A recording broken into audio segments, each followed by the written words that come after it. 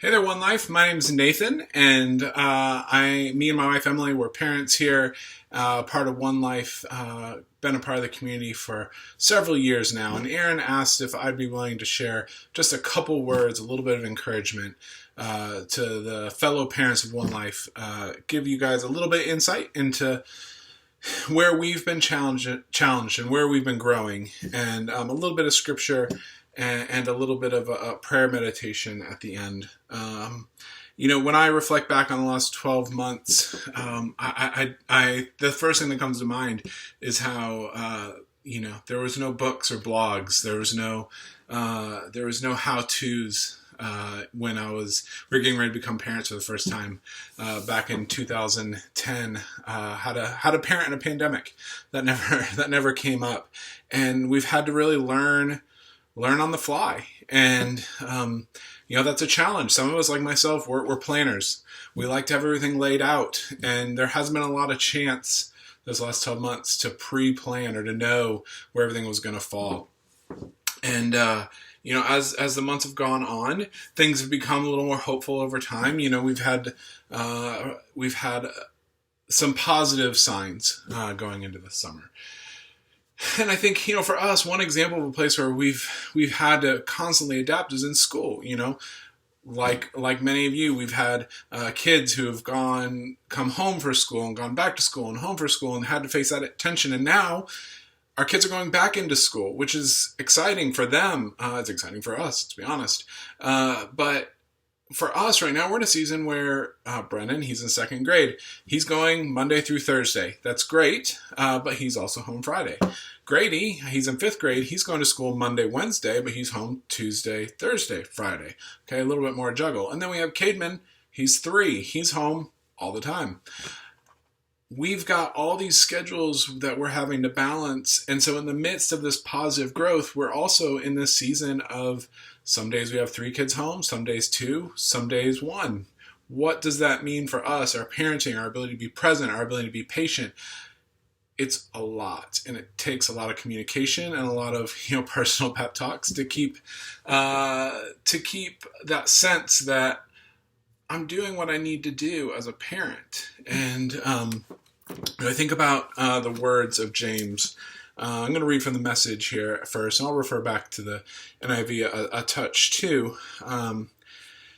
It's James 1, 2 through 4. And what James says: consider it a sheer gift, friends.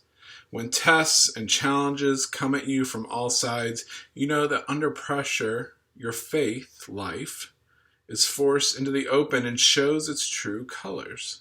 So don't try to get out of anything prematurely. Let it do its work so you become mature and well-developed, not deficient in any way.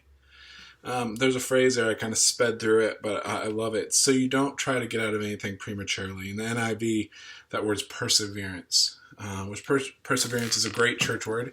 And so I love Eugene Peterson taking for the Message and taking this word, this really dense word, and exploding it out into this idea that we can really understand, which is, so don't try to get out of anything prematurely. There's a lot of pressure to do that,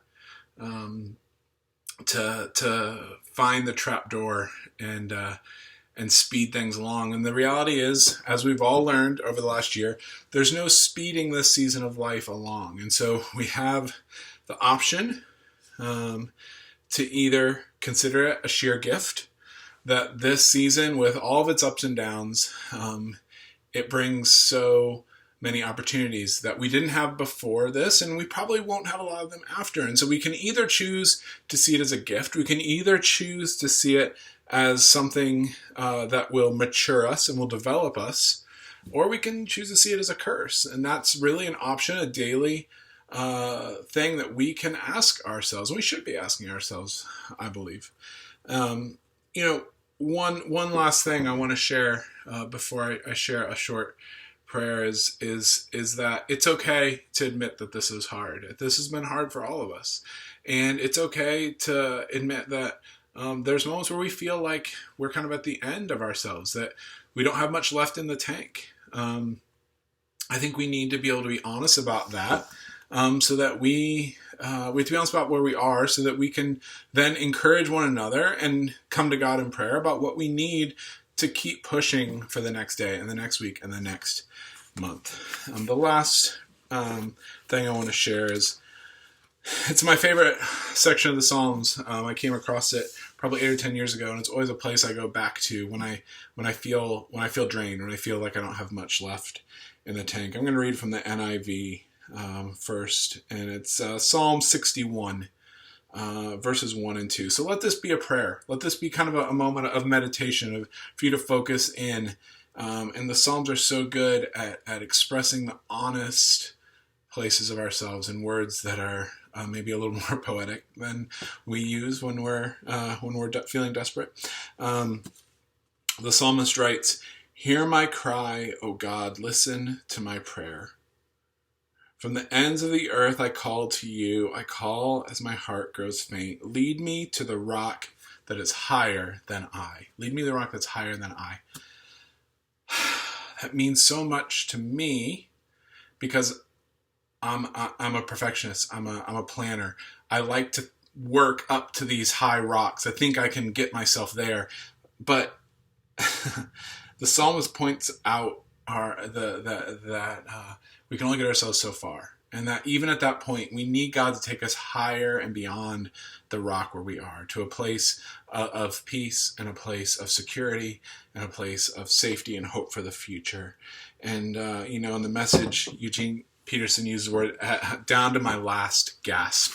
I think many of us, many days, feel like we're at that moment of desperation. And I want to encourage you to lean into your faith, lean into your community, and know that we are all in this together, and together with God, that He will lead us to the rock that is higher than where we currently are. Thank you, and I hope you have a great day.